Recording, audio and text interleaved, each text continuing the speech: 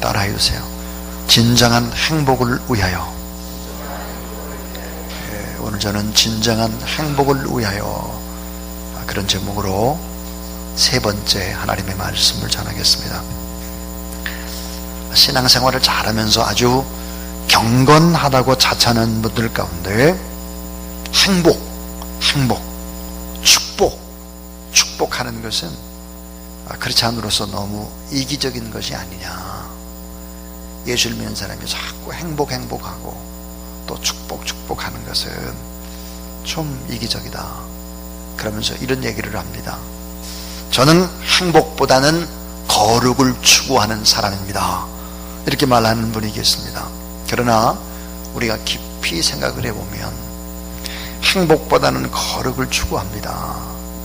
이 부분의 말, 여러분이 거룩을 추구하다 보면 결국은 남는 것이 행복인 것입니다. 행복을 위해서 거룩만큼 중요한 것은 없기 때문이죠. 자, 여러분, 행복하기 위해서는 우리가 어떻게 될까? 절제를 해야 합니다. 절제는 긴 시간의 기다림이죠. 즐거움을 잠시 보류하는 것입니다. 이 참 행복을 나중에 누리는 것이죠. 그러므로 결국 이 거룩은 깨끗한 기쁨을 우리에게 주게 되고 참된 행복을 안겨주는 것입니다. 그러므로 진정한 행복을 위하여 예수 그리스도가 오셨고 또 우리도 진정한 행복을 위해서 인생을 살아가는 것입니다. 신명기 10장 13절에 내가 오늘 내 행복을 위하여 내게 명하는 여호와의 명령과 규례를 지킬 것이 아니냐. 따라해 주세요. 이스라엘이여, 너는 행복한 사람이로다. 예.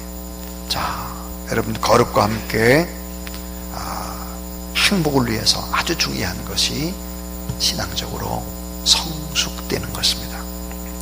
자, 여러분, 성숙한 사람이 행복할 수 있게 되는데요, 우리가 생각해 볼 수 있는 것은, 자, 불행은 미성숙함에 있습니다.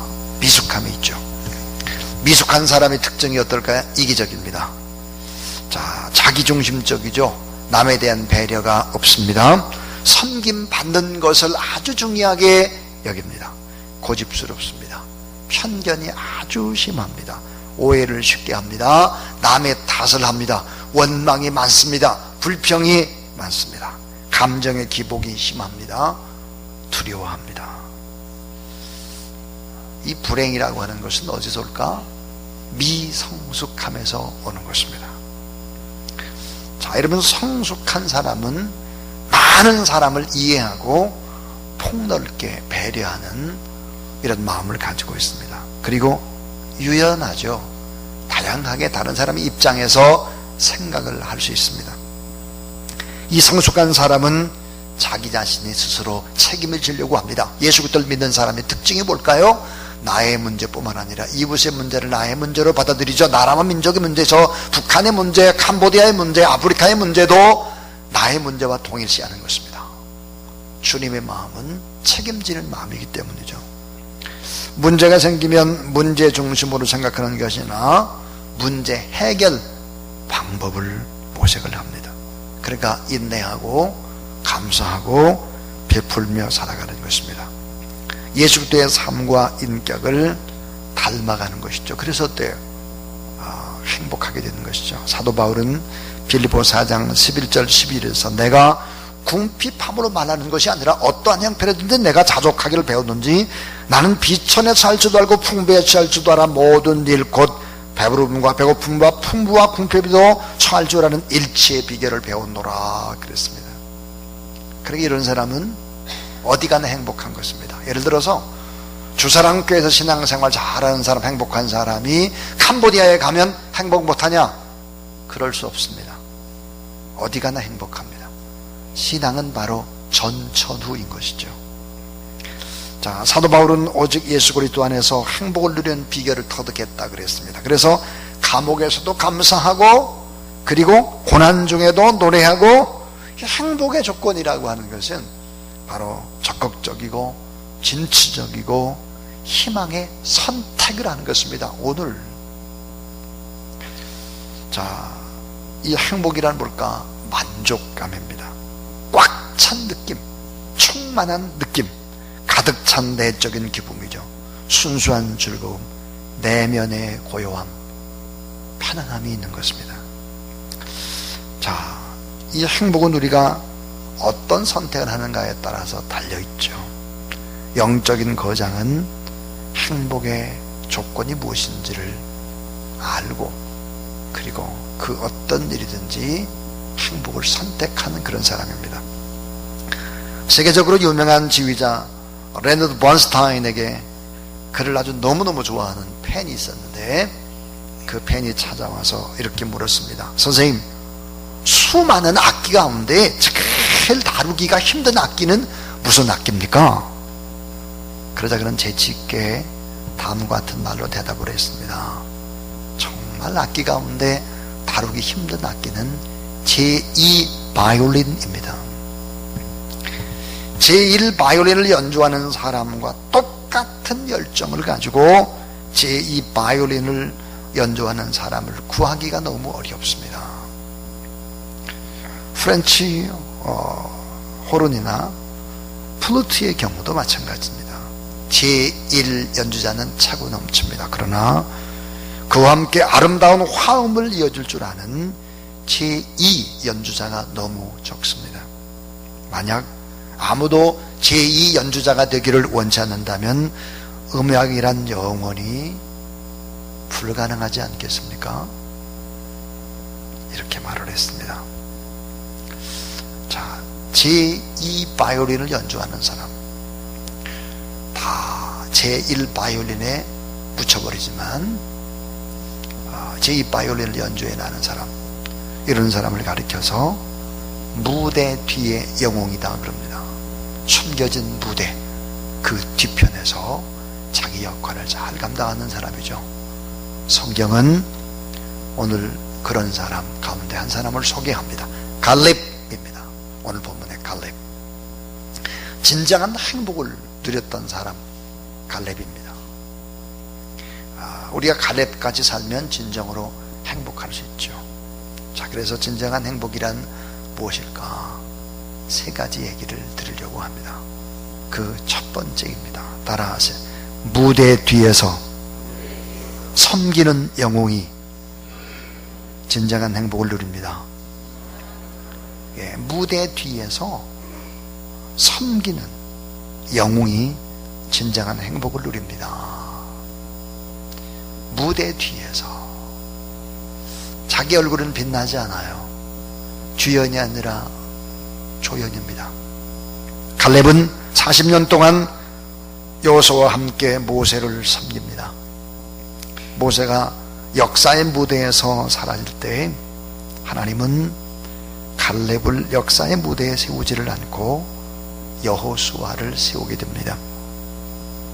동료의 친구였던 여호수아를 갈렙은 또 변함없이 섬기는 것입니다.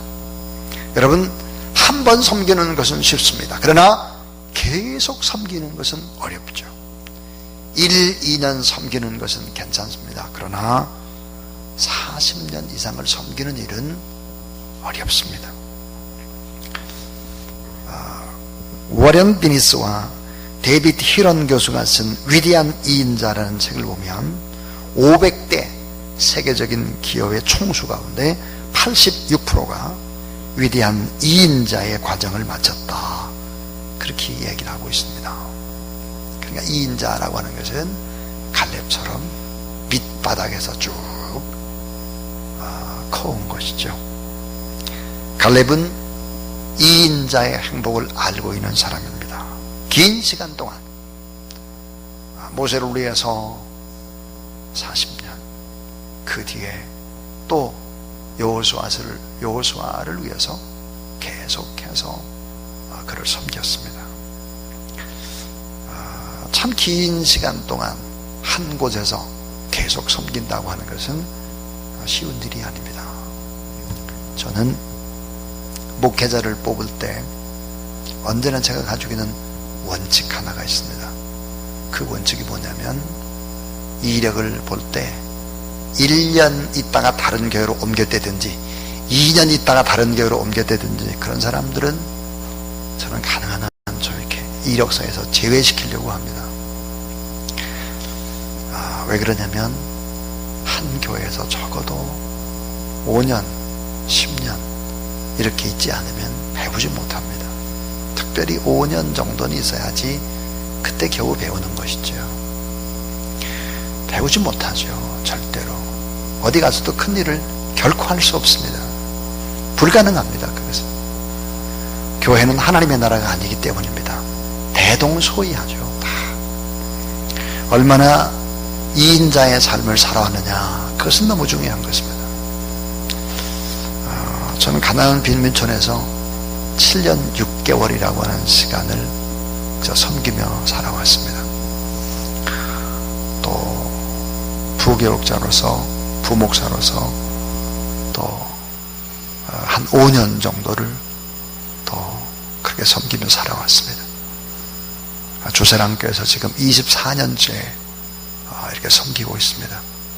근데 참 저는 그런 생각이 들 때가 참 많습니다. 저는 담임 목사보다는 부목사가 더 적합한 사람이다. 참모가 더 맞다 하는 생각을 할 때가 참 많습니다. 왜냐하면 그만큼 책임이 크고 어렵기 때문이죠.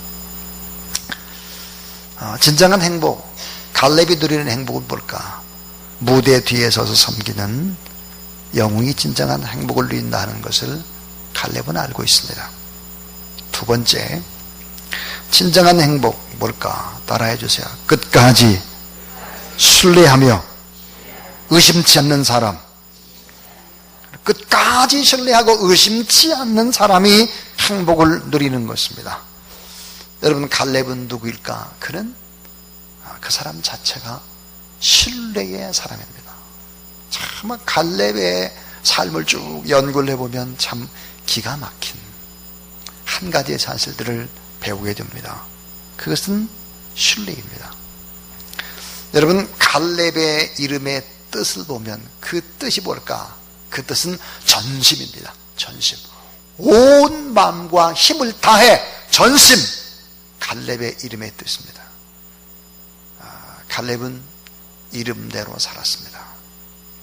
그는 하나님을 온전히 신뢰했습니다. 자, 10명의 정탐꾼들은 하나님을 신뢰하지 않죠. 그리고 부정적인 얘기를 계속합니다. 의심합니다. 그러나 여호수아와 갈렙은 특별히 민수기 13장에 보면 갈렙의 고백 속에서 우리는 놀라운 비밀을 알 수 있습니다. 갈렙이 이렇게 보고합니다. 하나님이 함께 하시면 능히 이길 수 있다. 이렇게 하나님을 신뢰합니다. 갈렙은 하나님만 신뢰하는 것이 아닙니다. 갈렙은 모세를 신뢰했습니다. 오늘 성경 본문에 45년 전에 모세가 했던 말을 기억합니다. 다시 말하면 갈렙이 지금 85세니까요. 85세까지 모세가 했던 말, 그 약속의 말씀을 신뢰하고 기억하고 있는 것입니다. 따라해 주세요. 그날에 말씀하신 이 산지를 내게 주소서. 그날에 말씀하신, 그날이 언제? 45년 전에 모세에게 주셨던 하나님의 말씀, 그 말씀하신, 그날에 말씀하신 그 산지를 제게 주세요. 45년이나 그 말씀을 잊지 않고 있습니다. 모세를 신뢰하고 하나님을 신뢰하는 갈렙의 모습입니다. 또 하나, 그는 여호수아를 신뢰합니다. 여호수아에게 예의를 지키면서 겸손히 갈렙은 지도자의 권위와 위치를 인정하면서 겸손히 헤브론이라고 하는 그 땅을 자기에게 줄 것을 요구합니다. 이 갈렙에게 나타난 것 가운데 여호수아의 관계성 속에서 시기가 없고 질투가 없고 원망이 없고 의심이 없고 특별히 비판이 없습니다. 그러므로 여호수아 갈렙은 지도자로 하나님 앞에 쓰임을 받는 것입니다. 원망하고 비판 안 하고 불평했던 10명은 결코 지도자가 될 수 없었습니다. 그들은 광야에서 죽어야 하는 것입니다. 여러분, 우리는 알아야 될 것이 우리의 입술이 자꾸 비판적이고 부정적이고 분석적이고 따지고 이렇게 한다고 하면 그 사람은 하나님 법에 쓰임받을 수 없는 사람입니다. 그렇게 되는 것이 아니에요.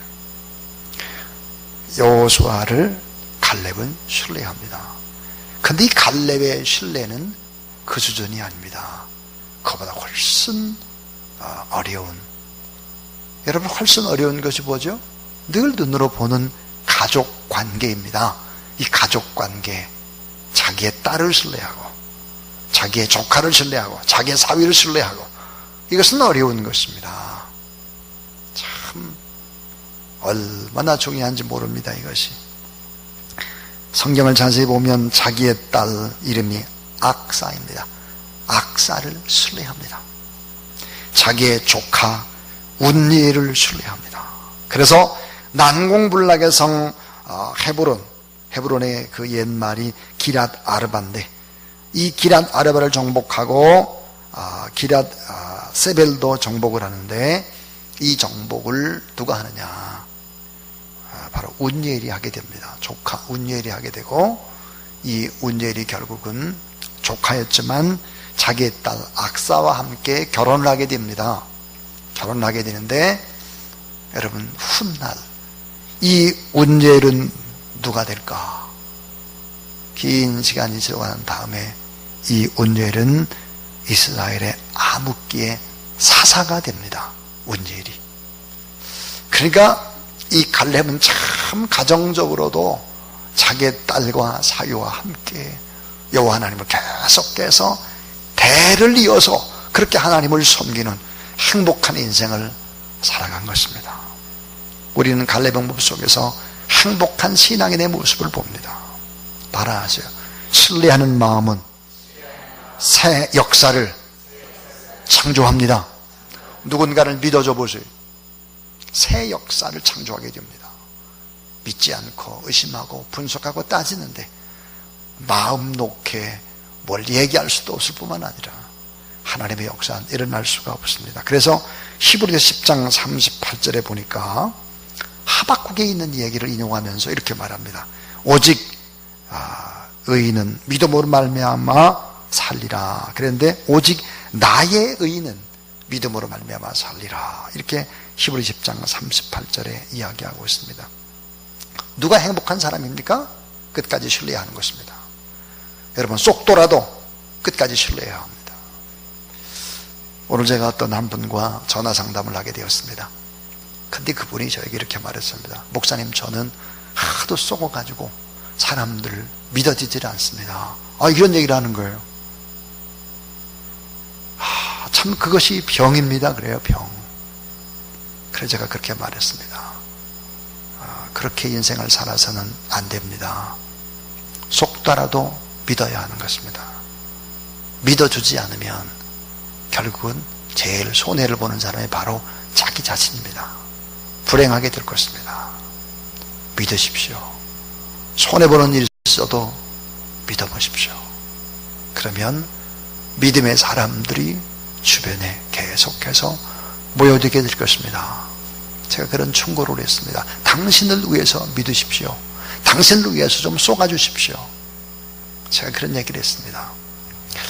여러분, 끝까지 신뢰하며 의심치 않는 사람이 결국은 행복을 누리는 것입니다. 갈렙, 그는 이름대로 전심으로 온 마음을 다해서 갈렙, 하나님을 신뢰하고 모세를 신뢰하고 여호수아를 신뢰하고 자기 딸 악사를 신뢰하고 조카를 신뢰하고 사위를 신뢰하고, 그러니까 어때요? 남는 것은 다 행복밖에 남지 않는 것입니다.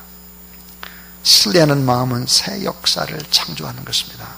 따라해 주세요. 믿음은 한 마음이요, 의심은 두 마음이다. 그렇습니다. 한 마음입니다. 믿음은. 그래서 어때요? 단순하게 절대 진리 앞에 살아가는 것입니다. 자, 이제 마지막 세 번째 이야기입니다. 마지막 세 번째 이야기가 가장 중요한 얘기가 아닐까 하는 생각이 듭니다. 행복을 위하여. 자, 따라해주세요. 자기를 정복한 사람이 행복을 누립니다. 예. 자기를 정복한 인격의 사람이 행복을 누리는 것입니다. 갈렙의 위대함이 어디 있을까? 갈렙은 자기 자신과의 싸움에서 이기는 사람입니다. 그는 질투를 정복하고 경쟁의식을 정복하고 비교의식, 열등의식을 신앙으로 극복해냈습니다. 성경에 보니까 여러분, 사울이라고 하는 왕, 처음에 시작이 너무 아름답죠. 인물도 좋습니다. 아주 출중을 합니다. 그런데 그는 점점 몰락을 하죠. 왜 몰락을 할까? 다윗을 질투하기 때문입니다. 이 질투는 어떻게 바뀔까? 분노로 바뀝니다. 이 분노는 어떻게 진행될까요? 살인과 저주까지 불사하는 것입니다. 그는 불행하게 되는 것이죠. 자, 자기 자신을 정복해내는 사람이 얼마나 중요할까? 한번 생각해 보세요. 예수님과 세례 요한을 한번 생각해 볼까요? 세례 요한은 자기 자신을 정복해낸 사람입니다.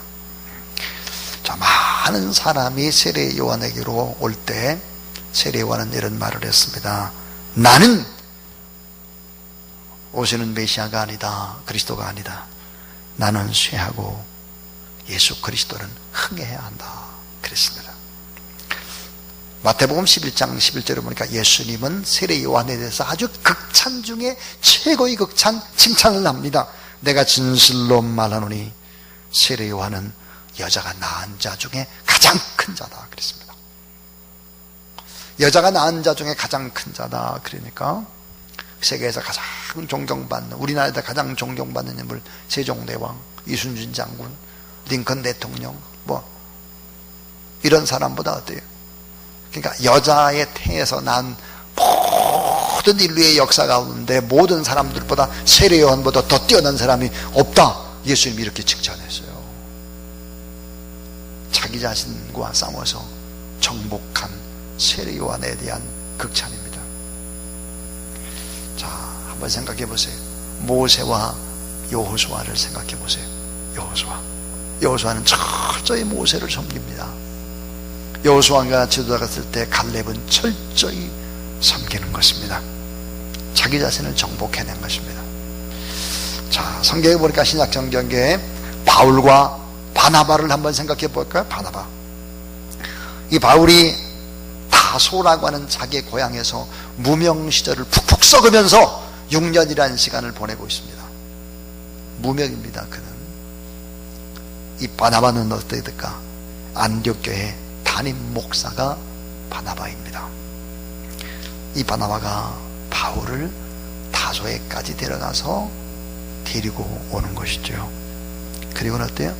무대에 데뷔를 시키고 이 바나바 자신은 무대 뒤로 물러서기 시작합니다.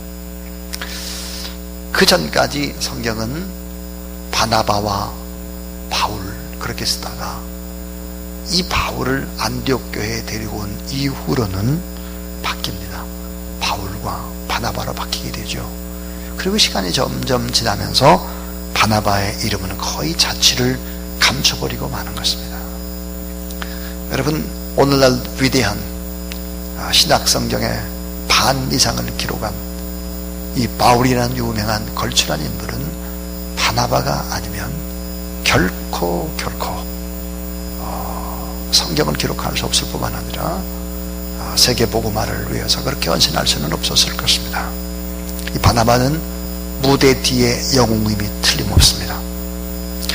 자, 잠언 16장 32절에 보니까 노하기를 더디하는 자는 용사보다 낫고, 따라해 주세요. 자기의 마음을 다스리는 자는 성을 빼앗는 자보다 나으니라. 성을 다 뺏는 용사보다 자기 마음을 다스리는 사람이 진정한 용사다 하는 것입니다. 자, 제2인자로서 인생을 살아가는 사람, 이 갈렙, 또 바나바, 또 여호수아, 이런 사람들, 세례요한 이런 사람들의 특징은 무엇일까? 그것은 바로 따라해 주세요. 하나님의 눈길을 의식하며 사는 자요. 하나님의 눈길을 의식하며 사는 거예요. 왜? 무대 뒤니까요. 사람들 앞에 드러나지 않으니까요. 그리고는 은밀히 보시는 주님, 그 주님이 나를 갚아주실 것이다. 은밀히 보시는 주님, 그 좋으신 주님 갚아주실 상급을 바라보며 그렇게 인생을 사는 자입니다. 진정으로 행복한 사람의 모습을 누리는 갈렙이라는 사람을 통해서 돌아보았습니다. 자, 진정한 행복을 위하여 우리 갈렙은 어떤 사람이었을까?